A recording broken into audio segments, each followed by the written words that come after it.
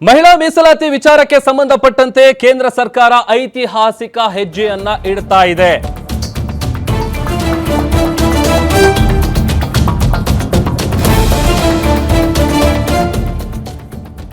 ಮಹಿಳಾ ಮೀಸಲಾತಿ ವಿಚಾರದಲ್ಲಿ ಕೇಂದ್ರ ಐತಿಹಾಸಿಕ ಹೆಜ್ಜೆ. ಲೋಕಸಭೆಯಲ್ಲಿ ಮಹಿಳಾ ಮೀಸಲಾತಿ ಮಸೂದೆ ಮಂಡನೆಯಾಗಿದೆ. ಐತಿಹಾಸಿಕ ನಾರಿ ಶಕ್ತಿ ವಂದನ್ ಅಧಿನಿಯಮ ಮಂಡನೆಯಾಗಿದೆ. ಮಸೂದೆ ಜಾರಿಯಿಂದಾಗಿ ಮಹಿಳೆಯರಿಗೆ ಶೇಕಡ 33ರಷ್ಟು ಮೀಸಲಾತಿ ಕಲ್ಪಿಸುವುದೇ ಇದರ ಉದ್ದೇಶ.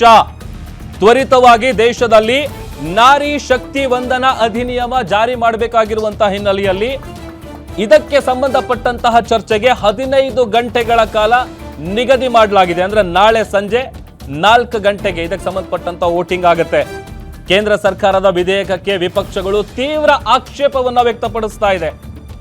ಮಹಿಳೆಯರಿಗೆ 33% ಮೀಸಲಾತಿ, ಲೋಕಸಭೆಗೆ ನಾರಿ ಶಕ್ತಿ ಬಲ, ಲೋಕಸಭಾ ಸ್ಥಾನಗಳನ್ನ 815ಕ್ಕೇರಿಸುವಂತಹ ವಿಧೇಯಕ ಮಂಡನೆ ಆಗ್ತಾ ಇರೋದು. ಲೋಕಸಭೆಯಲ್ಲಿ 815 ಜನರ ಪೈಕಿ ಮಹಿಳೆಯರಿಗೆ 273 ಸ್ಥಾನಗಳು ಲಭ್ಯ ಆಗಿದೆ. ಕಾಯ್ದೆ ಜಾರಿಗೆ ಬಂದ್ರೆ ಕರ್ನಾಟಕದಲ್ಲಿ ಎಷ್ಟು ಮಹಿಳಾ ಸಂಸದರಿರಬಹುದು ಆಗಬಹುದು?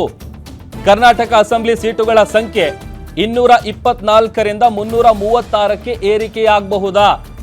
ಈಗ ನೋಡಿ, ಒಂದು ಕಡೆ ಕೇಂದ್ರ ಏನೋ ಈ ತರದೊಂದು ಪ್ರಯತ್ನಕ್ಕೆ ಕೈ ಹಾಕಿದೆ, ಮತ್ತೊಂದು ಕಡೆ ಸಹಜವಾಗಿ ವಿಪಕ್ಷಗಳು ಕೂಡ ಇದಕ್ಕೆ ಆಕ್ಷೇಪವನ್ನು ವ್ಯಕ್ತಪಡಿಸ್ತಾ ಇದೆ. ಅದಕ್ಕೆ ಅವರದೇ ಆದಂತಹ ಒಂದಷ್ಟು ವಾದಗಳನ್ನು ಇಡ್ತಾ ಇದ್ದಾರೆ. ಅಂದರೆ ದಕ್ಷಿಣ ಭಾಗದಲ್ಲಿ ಈ ಒಂದು ಬಿಲ್ ಪಾಸ್ ಆದರೆ ನಮಗೆ ಅನ್ಯಾಯ ಆಗುತ್ತೆ ಅನ್ನುವಂಥ ನಿಟ್ಟಿನಲ್ಲಿ ಸಾಕಷ್ಟು ವಿಚಾರಗಳು ಈಗ ರಾಜಕೀಯವಾಗಿ ಚರ್ಚೆಗೆ ಗ್ರಾಸ ಆಗ್ತಾ ಇರೋದು.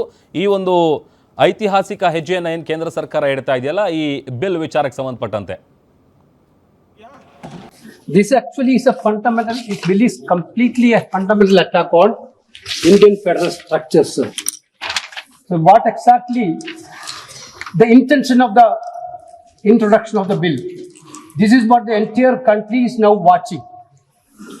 Last 2023, Lok Sabha and Rajya Sabha, the parliament passed a bill ensuring 33% women reservation in the parliament and Vidhan Sabha.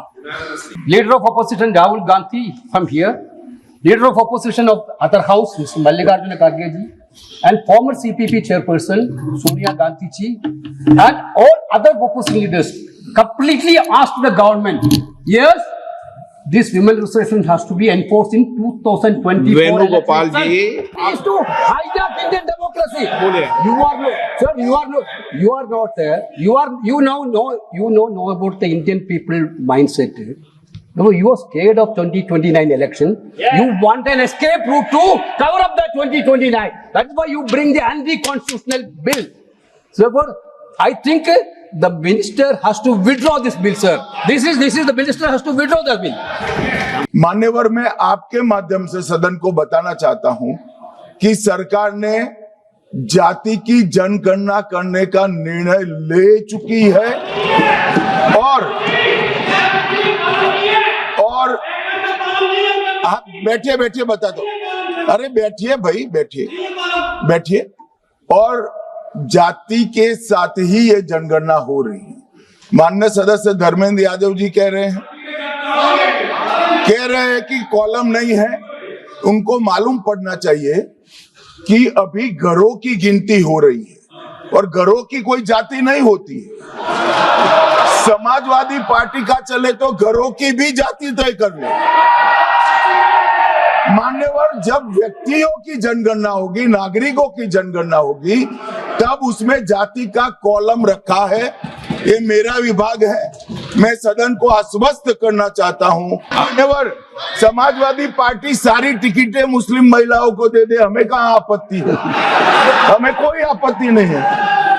तो पूर्व हो, पश्चिम हो, छोटे राज्य हो, बड़े राज्य हो, मैं आज एक जिम्मेवारी से कहना चाहता हूं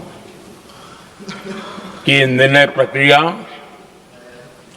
किसी के साथ भी भेदभाव नहीं करेगी। ये निर्णय प्रक्रिया किसी के साथ अन्याय नहीं करेगी।